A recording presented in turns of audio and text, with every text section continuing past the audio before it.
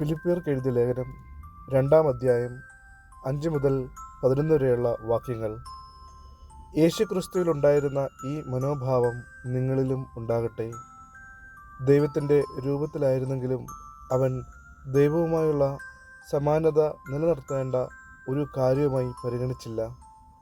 തന്നെ ശൂന്യനാക്കിക്കൊണ്ട് ദാസൻ്റെ രൂപം സ്വീകരിച്ച് മനുഷ്യരുടെ സാദൃശ്യത്തിൽ ആയിത്തീർന്ന് ആകൃതിയിൽ മനുഷ്യനെപ്പോലെ കാണപ്പെട്ടു.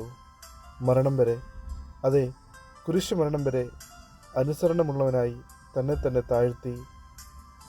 ആകയാൽ ദൈവം അവനെ അത്യധികം ഉയർത്തി എല്ലാ നാമങ്ങൾക്കും ഉപരിയായ നാമം നൽകുകയും ചെയ്തു.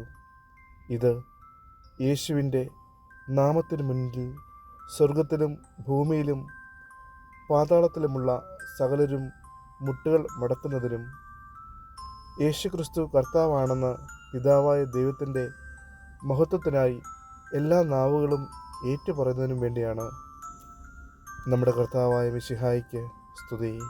മത്തായി എഴുതിയ സുവിശേഷം 1-ാം അധ്യായം 18 മുതൽ 25 വരെയുള്ള വാക്യങ്ങൾ. യേശുക്രിസ്തുവിൻ്റെ ജനനം ഇപ്രകാരമായിരുന്നു. അവൻ്റെ മാതാവായ മറിയവും ജോസഫും തമ്മിലുള്ള വിവാഹ നിശ്ചയം കഴിഞ്ഞിരിക്കെ അവർ സഹവസിക്കുന്നതിനു മുമ്പ് അവൾ പരിശുദ്ധാത്മാവിനാൽ ഗർഭിണിയായി കാണപ്പെട്ടു.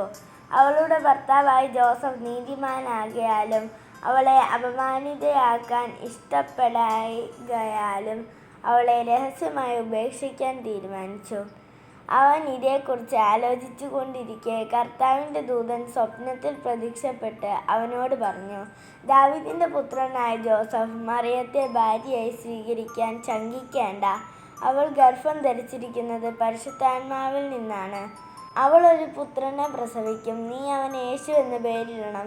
എന്തെന്നാൽ അവൻ തൻ്റെ ജനത്തെ അവരുടെ പാപങ്ങളിൽ നിന്ന് മോചിപ്പിക്കും. കന്യക ഗർഭം ധരിച്ചൊരു പുത്രനെ പ്രസവിക്കും.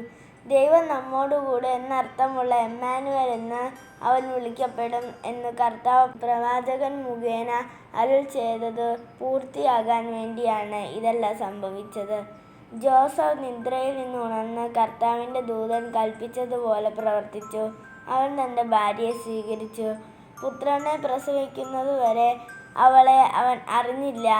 അവൻ ശിശുവിന് യേശു എന്ന് പേരിട്ടു. നമ്മുടെ കർത്താവായ മിശിഹായ്ക്ക് സ്തുതി. Happy new year.